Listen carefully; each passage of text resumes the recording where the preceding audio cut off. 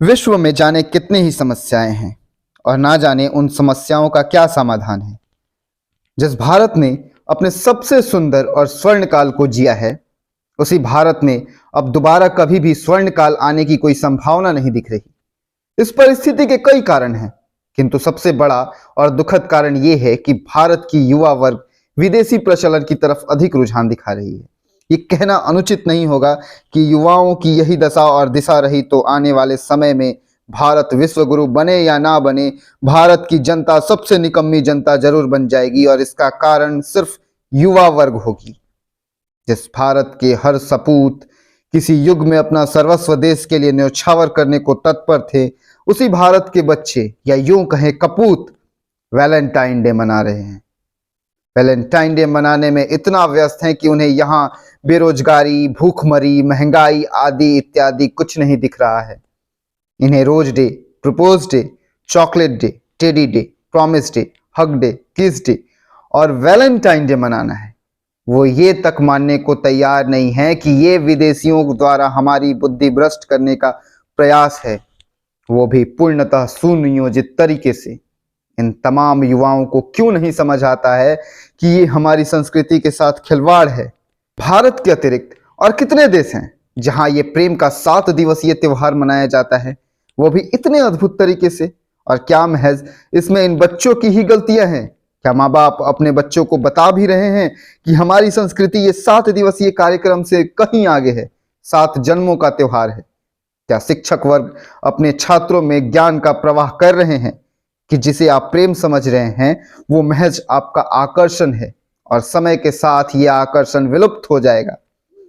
अरे क्या तुम इतने नासमझ हो कि तुम्हें यह समझ नहीं आती कि जिस वैलेंटाइन डे दिवस को मनाने के लिए तुम इतने उतावले हो वो तुम्हारा भविष्य को बर्बाद कर देगा। ये जो तुम त्योहार मना रहे हो वो फरवरी में मनाया जाता है और इसी समय 10वीं और 12वीं की परीक्षा निकट होती है। तुम इस प्रेम रूपी माया के त्योहार में फंसकर अपने पढ़ाई के साथ भी समझौता कर लेते हो और अपना पढ़ाई लिखाई, ज्ञान, भविष्य, विवेकशीलता को गड्ढे में धकेल देते हो।